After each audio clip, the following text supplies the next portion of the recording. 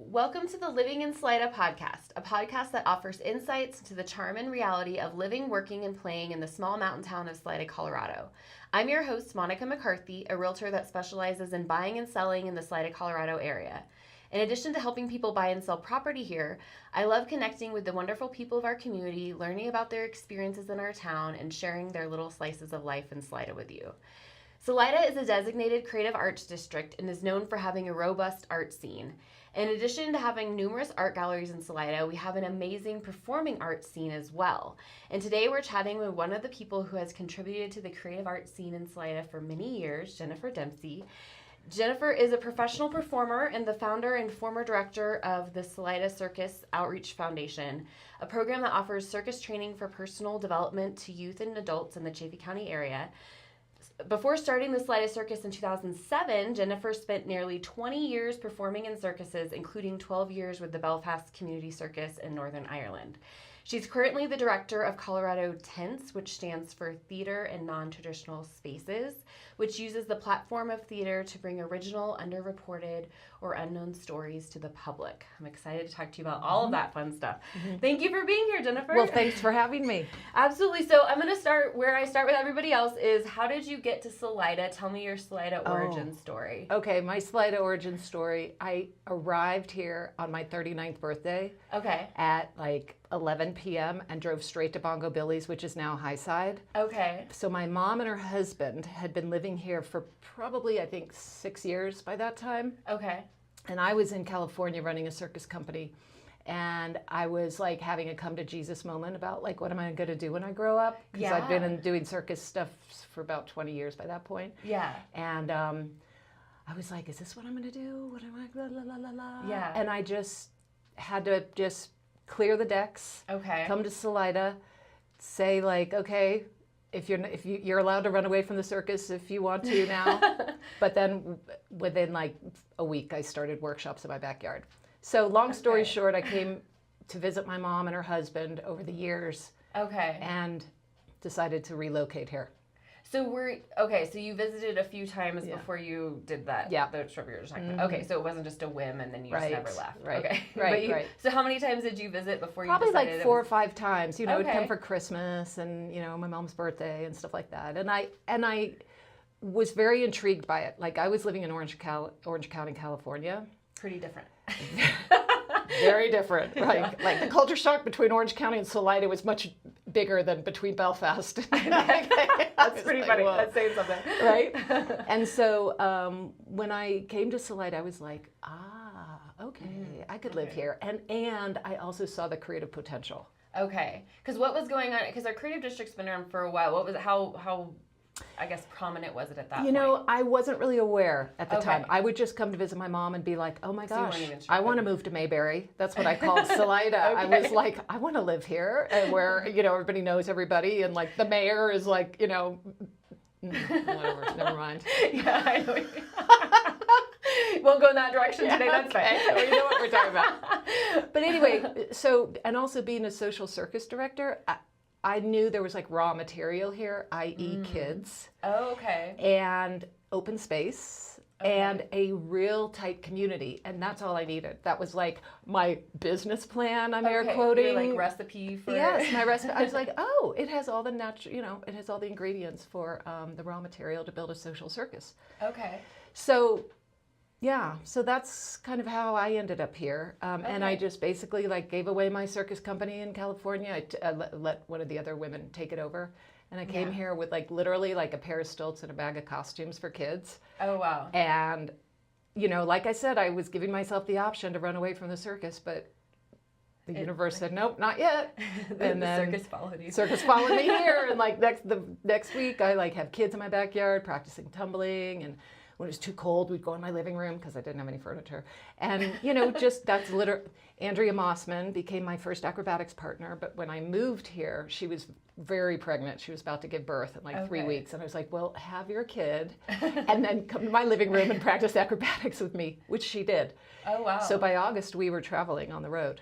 Oh, okay. Oh, yeah. Mm-hmm. So so you started it in 2007. Is that the same year that you moved here? I so moved you just, here like, February 11th, 2007, and like March, I had a circus company. So you don't mess around. So is it just word of mouth? I mean, how did you? Yes. Okay. It was like very organic. Okay. Again, because I just wanted to build it up in my own pace, you know, and I had a whopping $4,000 to my name. So I was like, I can do this, like, you know, little by little. And because I had the raw material, i.e. children, and I had a bag of costumes, I was good to go. Yeah, you didn't need to buy anything. Didn't need to buy anything. And it's like the backyard was, you know, when spring came, that's where we practiced. And then what happened, this is how Salida Circus got built. Through social capital and through everybody getting enthusiastic about it and being like, I can build stilts. I have gymnastics mats I don't need. I used to do cheerleading when I was in high school. I could teach this, that, the other. So I had no intention or plan for Salida Circus to become something really big. I just wanted to make a living my own way. And I knew how to do that. I was like, I know how to get a stilt gig. So that was like, as far as I was concerned, that's what I was going to do. And then people just joined in. And then kids would get trained up. And I'd be like, let's go do a show at the Buena Vista Farmers Market. Let's go do a show at the Senior Center. And so little by little, it all just sort of naturally generated. And then, like I say, people started joining in, offering their homes, their backyards for practices. Then we partnered with the Boys and Girls Club. And then, like, I knew how to get gigs. Like I said, I could like call chambers of commerce around the state or festival organizations or whatever. So that was like easy. And then I'd like get paid for that, and I paid my performers, and we're all good. Right? Yeah. Well, then I had a baby. Okay. And I didn't want to be on the road anymore. Excuse me. Yeah.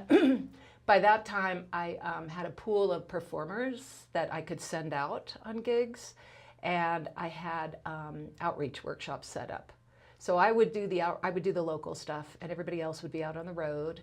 And even with like costumes and equipment, like people would donate it. They loved the idea of a community circus. Yeah.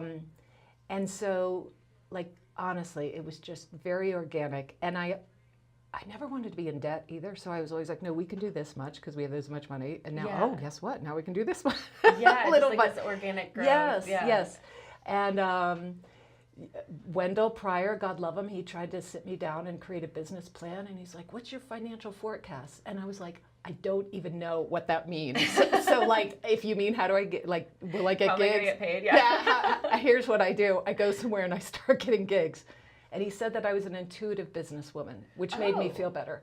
So you got kind of like the green light to just do it your own way. I because love that. like, what I realized right away was two things. When I came here and I was like, I'm going to start a circus. And everybody was like, what? I said, I'm going to stop talking about it and just keep doing it. Okay. And then, because I actually knew what I was doing, but there wasn't really a model for it, I decided to stop talking about it as well and just keep doing it. And like, as an artist and as a creative person, and not necessarily a math person in any way, shape, or form, like, I actually do know how to run my business. Here's what somebody said to me that really helped. You know, people can study business and know business, but they don't know your business. And I was like, that's so true. That is true. Nobody else is like eating, sleeping, waking up, thinking about it, getting ideas. Like, no one else is living it like I am. Absolutely. And so I was like, wait a minute, I do know what I'm doing. Yeah. Even though like vocabulary words that are thrown at me, I'm like, you don't need the no idea jargon. what exactly. I'm like, no idea, but I know what I'm doing. Yeah, and it's clearly working. Right. Yeah. So you kind of knew how to just. I followed my nose.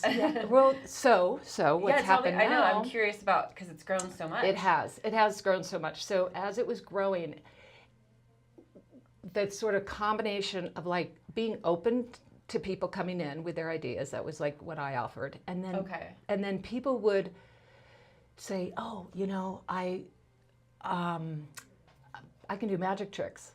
Okay. Right on. You have a gig in a week. Get your act together. So it sort of motivated them to get their act together. Yeah. And they were getting paid for it. So it was like legit. Yeah.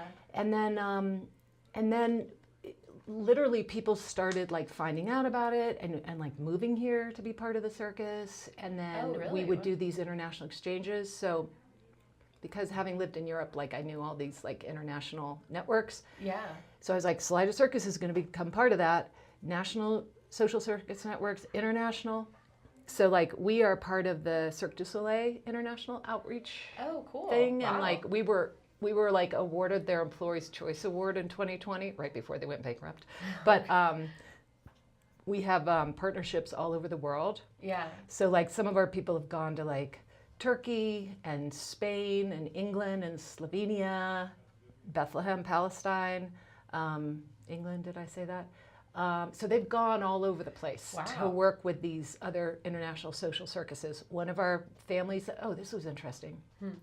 I think this was probably 10 years ago, maybe 8 years ago, but a family was coming through on vacation, and they go, we love this place, man, I just wish there was a circus. Somebody overheard them, and they're like, there is.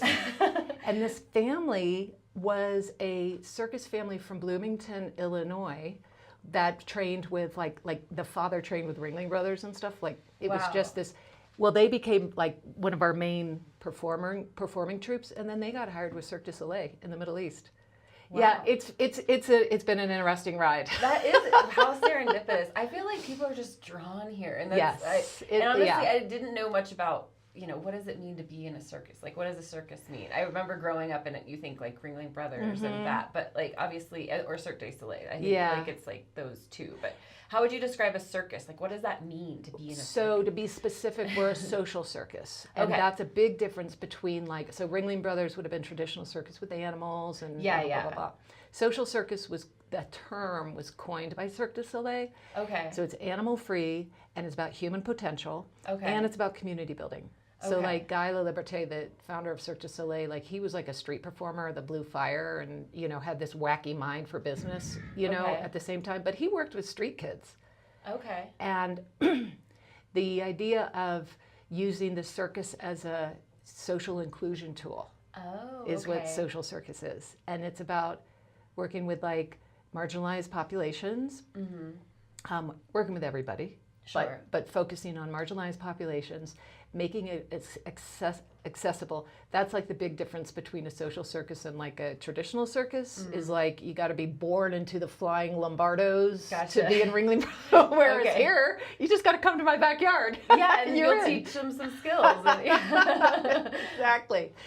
And because the mission is personal development and community building, no pressure to become a professional circus performer. You don't have to be the high flyer. You can take it as far as you want it, because our mission and our goals are personal development, peer support, social inclusion, and community building. So we have people who will come in for like, a 6-week course, or, dabble in it here and there. And then we'll have people who like, whoa, this is my path. Yeah, and over and over the years we've bred lots of like professional who are now professional circus performers. Oh wow!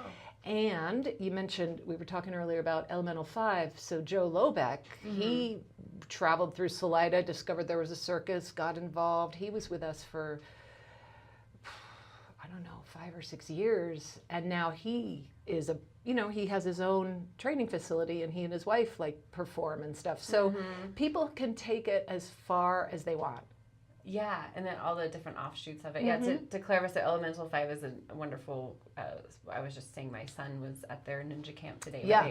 Another outlet for kids of varying ages to learn skills. So, and it's such a great resource for our community. And so as is the circus, which I love that the inclusion part, and how important is that for a kid to feel, to build confidence and that sort of thing as they're growing up.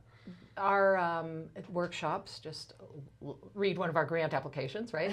We provide in a nurturing environment, non-competitive nurturing environment.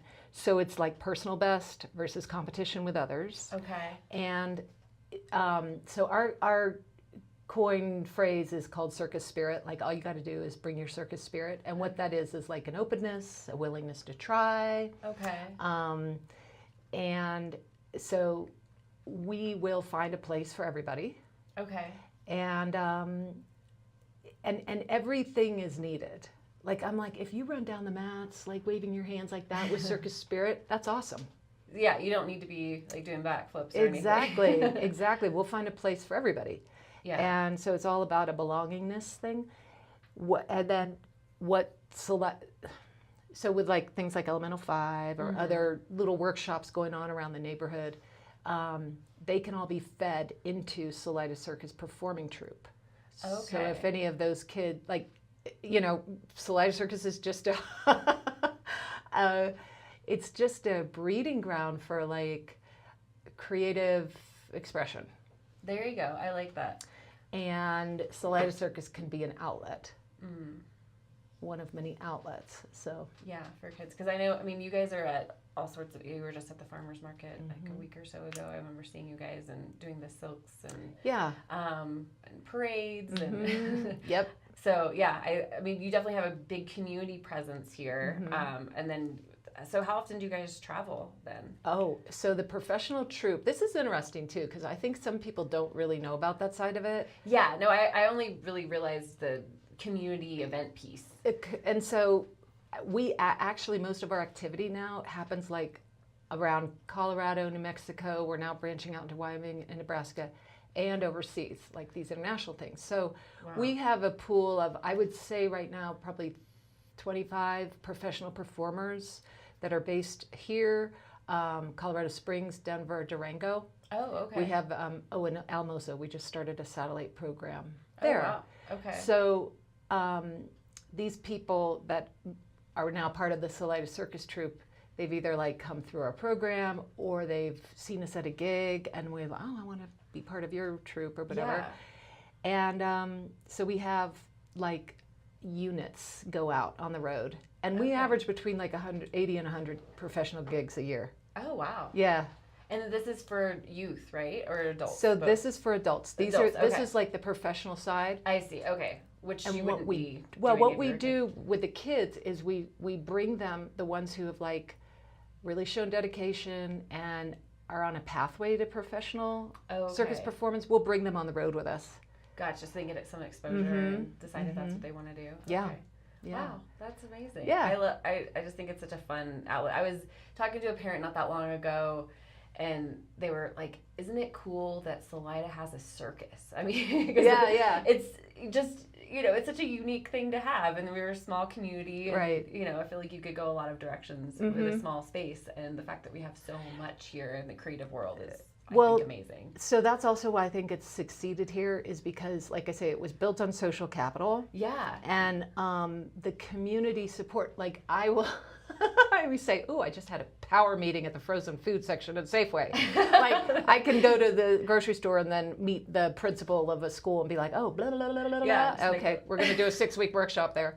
That's awesome. It is. There's like, I have no overhead. Like, it's everything that all the contributions that come to the Salida Circus go straight into programming. We don't have, a facility.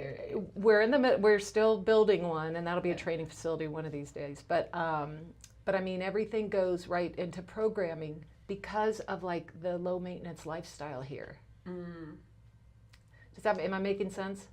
Well, yeah. What do you mean by low maintenance lifestyle? Well, what I mean by that is I can do this circus thing because I can do it in my backyard, and I can do it in my living room, or somebody's going to offer their ranch for a camp. Okay. And we can walk everywhere. I see. Okay. And the park's like, we got a gig at a park. Yeah, it's very easy to go to the park. So it's like, okay, kids, we have a show at Riverside Park on the August 24th, by the way, which is a real thing. And so everybody just makes their way down there. It's just, I don't know if I'm articulating myself very well, but rather when I was in Belfast and it was a city, it just requires different. Well, the navigation of it. And here it's like, everybody wander over to the community center. Yeah, and let's do true. a show. I mean, once you get to Salida, it's just a breeze. Right, because we live in Mayberry. Yeah. Exactly. I love the connection to Mayberry there.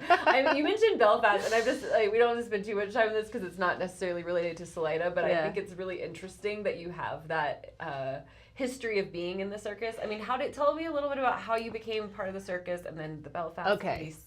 But I will tell you I'll start with how it's related to Salida, because since I moved here, we've always maintained a connection to Belfast, Oh, to the okay. Belfast Circus. So we've hosted them here lots of times, cool. and our I didn't people know go that. there. Nice. So like every year, it's turned out every year over spring break in March, we send like, I don't know, last March, 14 people from Salida went to Belfast. Wow, what a cool experience. Right. Yeah. So we've maintained a relationship with them. And that's, great. I think the first exchange I did, brought them over, was in 2008 or something. Oh, wow. That's And been a those while kids are still friends with like, people here in Salida.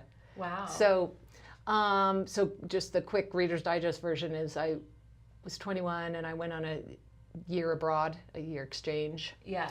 to Queen's University in Belfast to try Okay. to get back into college, my second college try. And I discovered they had a social circus. That's where I learned what a social circus was.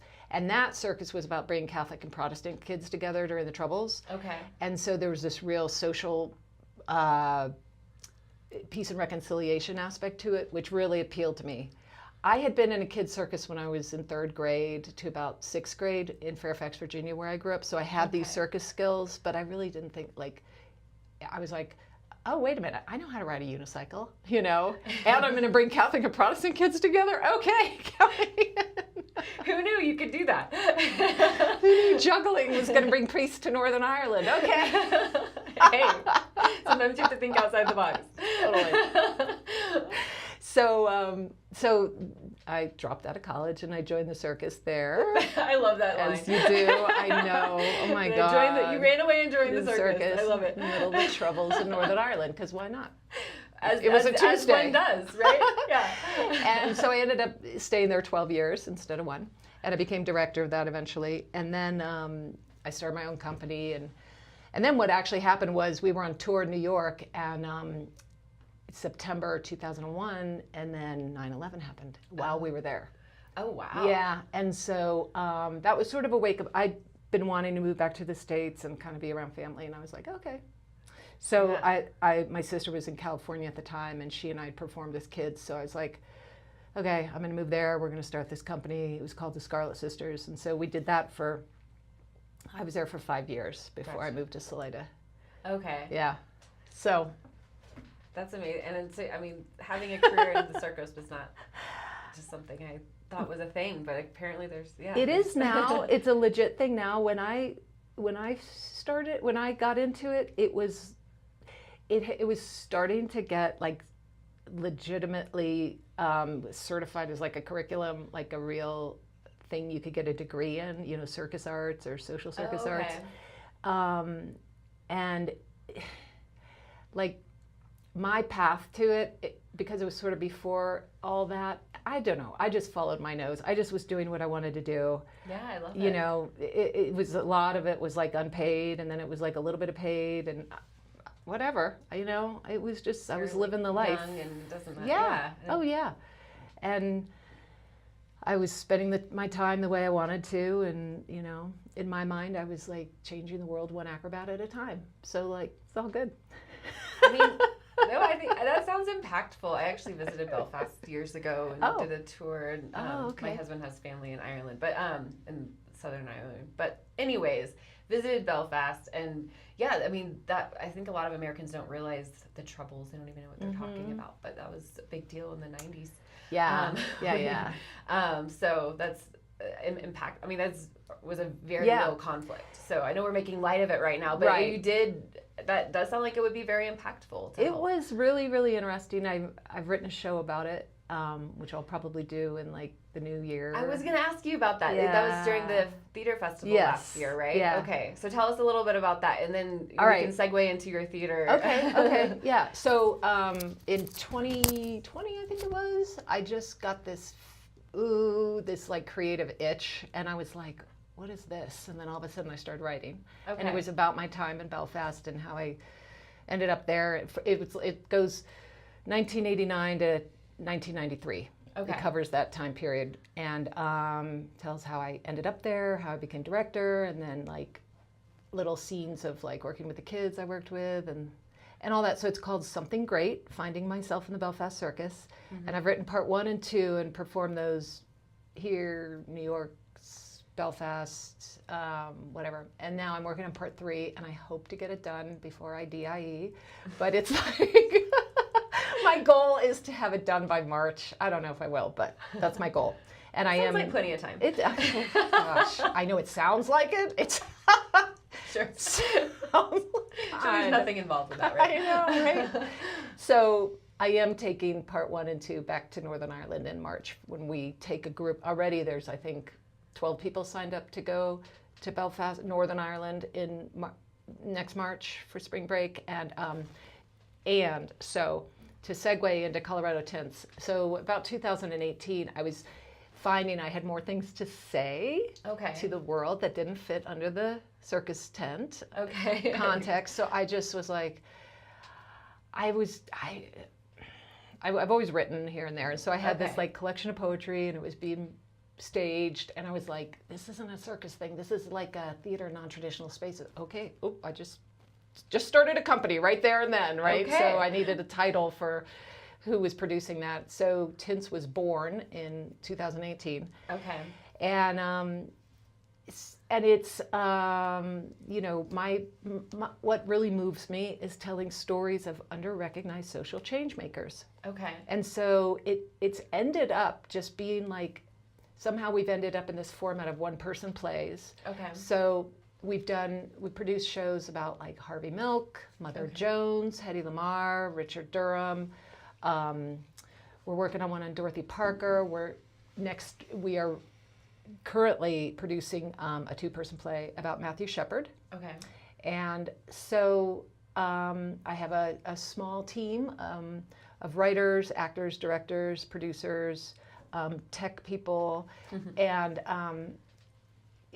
so my energy's going there. Yeah. In 2023, I stepped back from directorship of the Salida Circus. I have a new gal in charge, and she's really great, Laura Hart. She lives in Buena Vista. Okay. And so Salida Circus is a Chaffee County-wide it's program. not just Salida, Exactly. So Laura's doing a really good job as director, which frees me up to put more time and energy into the TINTS projects. Nice. So so you said the show about Matthew Shepard, and that's going to be playing during the Salida during the Salida Theater Festival, September 26th, and we've toured it through Denver. We're taking it to Fort Collins next week, bringing it back to Salida in September. It's getting really good reviews. It's a very, very powerful, moving play. There's humor in it. It's uplifting. It's obviously a sad story, but there's a lot of hope in it. And, you know, it's a call to action especially in these times in our country where there's a lot of division. So I hope everybody comes out and sees that September 26th at the Scout Hut. Okay. Yeah. Well, no, I love it. You have so many fun things going on. So I guess like to wrap it up a little bit, I guess one of the reasons I wanted to interview you is I thought it would just be a fun little insight into the performing arts part of Salida. And so I guess with that in mind, do you have any, I don't know, insights for somebody who's either just moved here or looking to move here or even already here that... Wow. Yeah. I would say that if you have an idea and you move to Salida, you can make that idea happen. Okay. And again, if you're willing to do it think outside the box, and make it a community-minded project, you'll succeed. Okay, so the key is more community-minded. Yeah, yeah. But because we're such a community-minded area, people will help you. If you have an idea and they buy into it, it'll suddenly be like a thing. Yeah, and you'll have opportunities you didn't even realize were available. Yeah. I think that happens in so many different facets, not just in the arts scene, but in so many different ways. And totally, I see that with people here. That, like, you know, if you're coming here, bringing an idea, bringing something positive here, you can make it happen. Rally. Yeah. That's amazing. I like that. Well, that's good. Yeah. Well, thank you so much for Thanks sharing for your having story me. with us and for all that you do for the community. It's amazing. So if anybody wants to know about joining the circus in Salida, how would they find out about that? They can go to our website, salidacircus.com. Okay. And call Laura Hart, 719-398-3060. If you're interested in Colorado TINTS, you can shoot me an email at coloradotints@gmail.com. That's TINTS. TINTS, yep. And I do want to say with Colorado Tints that we are open to board members if people want to be part of our mission of bringing underreported stories to the public through theater. And again, you can reach us through Colorado Tints website or. Okay. Yeah. Awesome. Well, thank you so much. Well, thank you everyone for listening. Again, I'm Monica McCarthy, a realtor who specializes in Salida and surrounding areas. If you're interested in connecting with me, whether it's to help you buy or sell a home here or about being on this podcast this season, all of my contact info is in the show notes. And if you like the podcast, please share it with a friend. You can learn more about Salida, Colorado and the real estate market here on my YouTube channel, Living in Salida, Colorado. Thanks for listening and take care.